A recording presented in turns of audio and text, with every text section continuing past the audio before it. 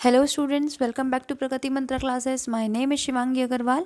तो जैसे कि हम लोग पहले बाकी के 4 सब्जेक्ट्स के आंसर कीज़ देख चुके हैं, अब हम देखने जा रहे हैं जिन स्टूडेंट्स ने हिंदी लैंग्वेज ली थी as a second language level 1 के पेपर में। और ये जो सीरीज़ है मेरे पास, ये जे सीरीज़ है, तो इसके अकॉर्डिंग आप अपने आंसर मैच करते जाइएगा। तो यहाँ पर सबसे पहले हमें एक पैराग्राफ दिया हुआ था और जहाँ पर कि पूछा गया था कि वाक्यांश के लिए एक शब्द जहाँ धरती और आकाश मिलते हुए दिखाई देते हों उसे क्या बोलते हैं? उसे बोलते हैं क्षितिज। यानी कि ऑप्शन नंबर जो डी है वो है एकदम करेक्ट। फिर आपसे पूछा गया है, उन्होंने सभी लोगों में ईश्वर के दर्शन किए, वाक्य में रेखांकित शब्द है। इसमें है ये स्टूडेंट्स, ये जो ईश्वर है जातिवाचक संज्ञा के रूप में प्रयोग करा गया है, तो ऑप्शन नंबर जो सी है वो हो जाता है एकदम करेक्ट।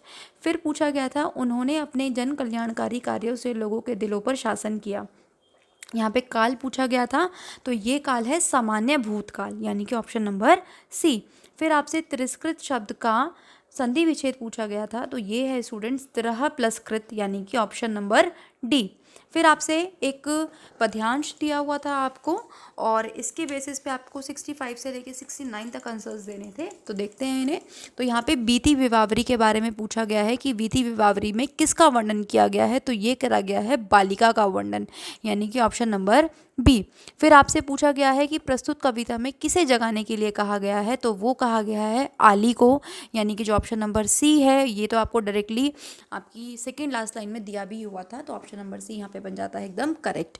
फिर आपसे पूछा गया है क्वेश्चन नंबर 67, जहाँ पे पूछा गया है कि 1 से 4 पंक्ति में नाद सौंदर्य को अभिव्यक्त करने वाला शब्द समूह कौन सा है, तो वो है स्टूडेंट्स कुल कुल, यानी कि ऑप्शन नंबर डी।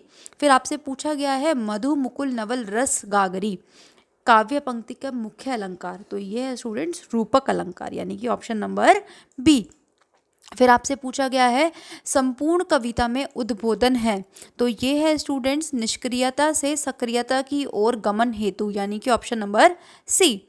फिर आपसे पूछा गया था 70 में कि जिस वाक्य में किसी काम या बात का होना पाया जाता है वह है, तो वह है स्टूडेंट्स विधान वाचक, यानी कि ऑप्शन नंबर बी।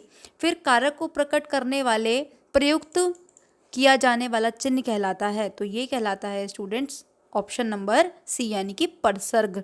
फिर आपसे पूछा गया था कि किसी के कहे कथन या वाक्य को या रचना के अंश को ज्यों का त्यों प्रस्तुत करने के लिए जिस विराम चिन्ह का प्रयोग किया जाता है उसे कहते हैं, तो उसे कहते हैं स्टूडेंट्स उद्धरण चिन्ह, यानी कि ऑप्शन नंबर बी। फिर पूछा गया है 73 में कि अर्थ के आधार पर वाक्य के कितने भेद होते हैं, तो ये होते हैं स्टूडेंट्स 8 भेद, यानी कि ऑप्शन नंबर सी। फिर आपसे पूछा गया था कि निम्नलिखित में से लोकोक्ति कौन सी है, तो ये है स्टूडेंट्स एक अनार 100 बीमार, यानी कि ऑप्शन नंबर सी। फिर आपसे पूछा गया था कि व्यायाम का संधि विच्छेद बताना था, तो ये बनेगा स्टूडेंट्स वी प्लस आयाम, यानी कि ऑप्शन नंबर बी। फिर आपसे पूछा गया था 76 में कि ईंट से ईंट बजाना मुहावरे का उपयुक्त अर्थ है, तो ये है स्टूडेंट्स कड़ा मुकाबला करना, यानी कि ऑप्शन नंबर ए। फिर आपसे पूछा गया था कि निम्नलिखित में से क्रिया विशेषण है, तो ये है स्टूडेंट्स धीरे धीरे, यानी कि ऑप्शन नंबर बी। फिर आपसे पूछा गया था को कारक चिन्ह का प्रयोग किया जाता है, तो ये किया जाता है स्टूडेंट्स ऑप्शन नंबर बी के साथ कर्म व संप्रदान के लिए। चलिए 79 की तरफ चलते हैं, और आपसे पूछा गया था कि भाषा शिक्षण विधियों में से कौन सी विधि प्राथमिक विद्यालय के बच्चों के लिए नितांत व्यर्थ है, तो ये है स्टूडेंट्स प्रोजेक्ट प्रणाली, क्योंकि छोटे बच्चों को प्रोजेक्ट प्रणाली के थ्रू हम नहीं पढ़ा सकते प्राथमिक बच्चों को। चलिए, तो ऑप्शन नंबर बी यहाँ ठीक हो जाता है। इसके बाद देखते हैं 80 क्वेश्चन। फिर पूछा गया था कि संरचनात्मक उपागम का क्या अर्थ होता है, तो ये होता है स्टूडेंट्स भाषा की मूल संरचना का शिक्षण करवाना, यानी कि ऑप्शन नंबर सी। फिर आपसे पूछा गया था कि आजकल विद्यालयों में प्रयुक्त प्रोजेक्टर की व्यवस्था स्मार्ट कक्षा शिक्षण में सहायक है, तो ये है दृश्य साधन के रूप में, यानी कि ऑप्शन नंबर बी। फिर आपसे पूछा गया था कि कक्षा में पिछड़ेपन का कारण क्या है, तो ये है स्टूडेंट्स बालक के प्रारब्ध के कारण, यानी कि ऑप्शन नंबर डी। फिर आपसे पूछा गया था कि अच्छे मूल्यांकन की विशेषताएं बतानी थी, तो ये होती हैं स्टूडेंट्स वैधता, विश्वसनीयता, वस्तुनिष्ठता और व्यापकता, यानी कि ऑप्शन नंबर जो ए है यहाँ पर वो बन जाता है एकदम करेक्ट। चलिए 84 पर चलते हैं, और आपसे पूछा गया है कि प्राचीन काल में पाठ्य पुस्तक के लिए किस शब्द का प्रचलन था, तो ये था स्टूडेंट्स ग्रंथ, यानी कि ऑप्शन नंबर डी। फिर आपसे पूछा गया है कि शिक्षण विधियों में ज्ञानेंद्रियों की शिक्षा पर विशेष बल देने वाली पद्धति है, तो ये है स्टूडेंट्स मॉन्टेसरी पद्धति, यानी कि ऑप्शन नंबर बी। फिर आपसे पूछा गया था कि वाचन संबंधी निदानात्मक परीक्षा के परिणामों में के किसके प्रयत्न महत्वपूर्ण रहे हैं, तो ये रहे थे स्टूडेंट डॉक्टर प्रेसी के प्रयत्न, यानी कि ऑप्शन नंबर ए।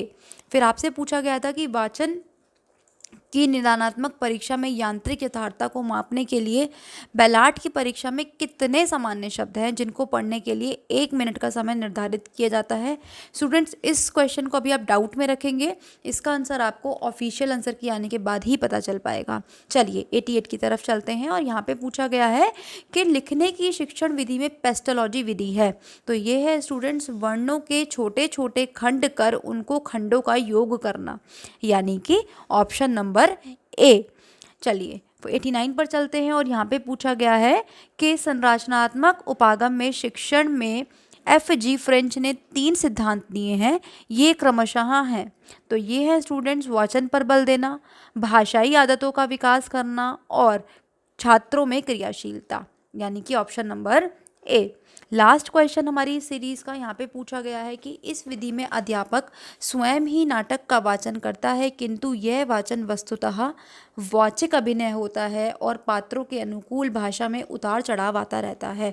तो इसका जो आंसर सही बनेगा स्टूडेंट्स, ये बनेगा आदर्श नाट्य प्रणाली, यानी कि ऑप्शन नंबर सी। तो ये थे स्टूडेंट्स हमारे हिंदी के आंसर्स जिन स्टूडेंट्स ने लैंग्वेज सेकंड हिंदी को लिया था। तो आई होप आप सभी का जो क्वेश्चन पेपर था, एग्ज़ाम था, वो अच्छा गया होगा। और इसको मैच करने के बाद आप अपने कमेंट सेक्शन में स्कोर ज़रूर बताइएगा कि कितना स्कोर आ पा रहा है आपका। तो मिलते हैं नेक्स्ट वीडियो में, तब तक आप आंसर्स मैच करिए और स्कोर बताइए। Thank you students.